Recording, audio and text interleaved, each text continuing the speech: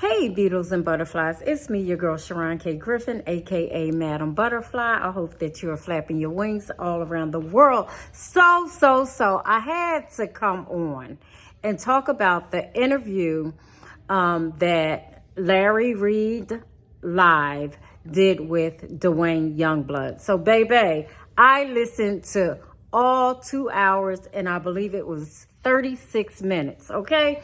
That interview was like mind-blowing. It was revealing shit I already knew. It was heartfelt.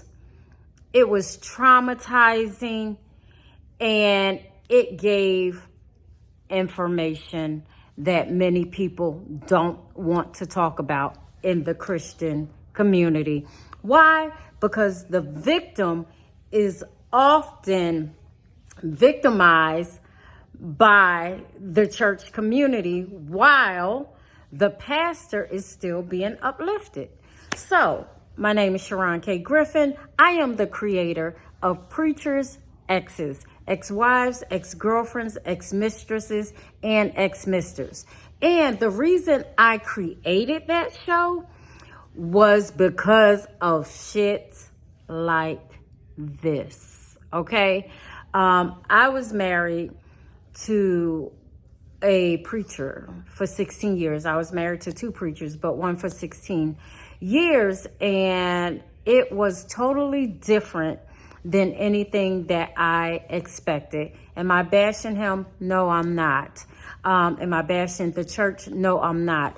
I am just giving you my experience.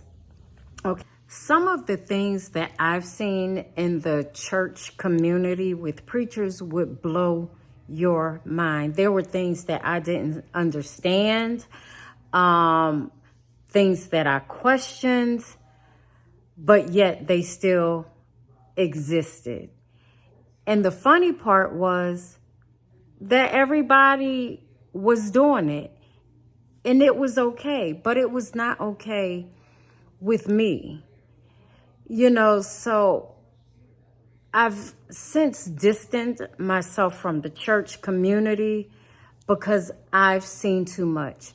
That does not mean that I've distanced myself from God. No, I love God. I have a relationship with God. But from my experience, I don't want to be around or associated with people who are preaching one thing but doing something different.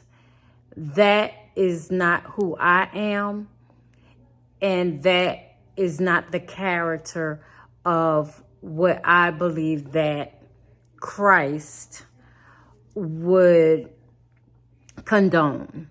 Okay? So, the church world is something.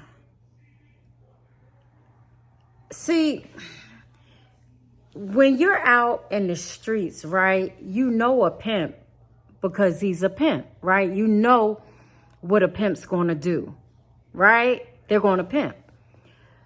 But when you're in the church, you don't know what they're going to do or they're capable of. And when they do certain things, it can traumatize some people and turn people away from God. It did not do that to me. However, it allowed me to see and experience the hypocrisy in the church world.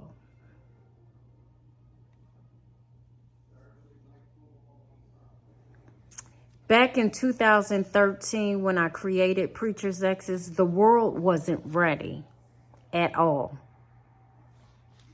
But now, the world is ready.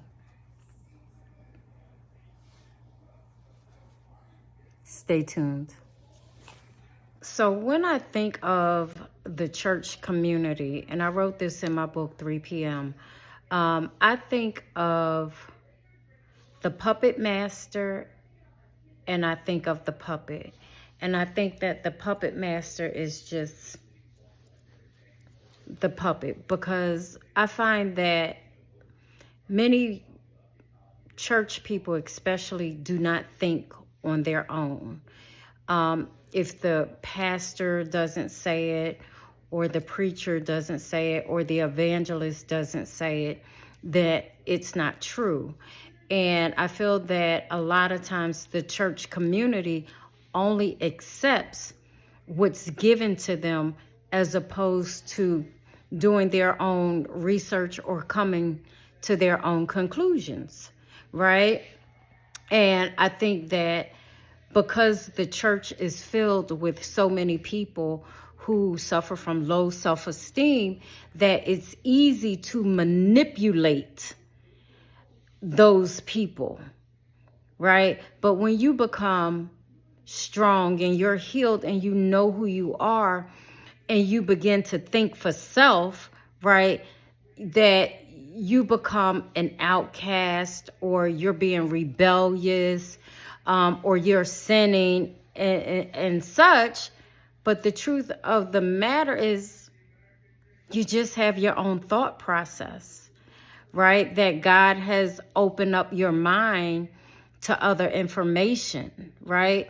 And a lot of times I find that people don't want change. They want to stay in the same position that they're in, though the world is changing with the Gen Zs and Generation X.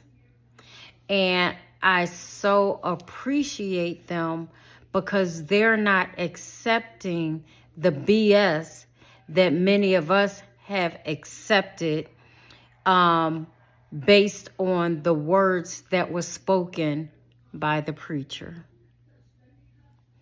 So I'm excited that the world is changing. I'm excited that people are thinking for self. I am excited that people are doing research.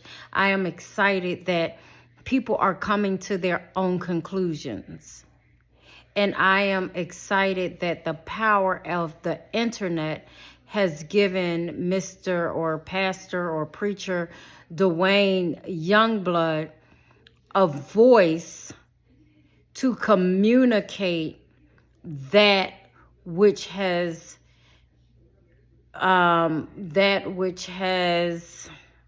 been a part of his life, his journey, and his experience. And for those people who think or believe that he was lying, if you've ever been traumatized, you would understand. That's all I got to say. But come to your own conclusions. Me, for one, I believe the whole story. Period. Point blank. And I have to say this, a lot of times people in ministry are the most broken and unhealed people, right? They're preaching one thing and they're doing something else behind closed doors, because they have not dealt with life trauma, childhood trauma, environmental trauma that has taken place in their lives. So what they do, they get in these positions and then they hurt people, because hurt people, and healed people help people. Flat, flat. And finally, many of you have been with me on this journey. It's been a very long journey, right? And I want to say thank you, thank you, thank you for the love and the support. Thank you. Flat, flat, baby. Flat, flat.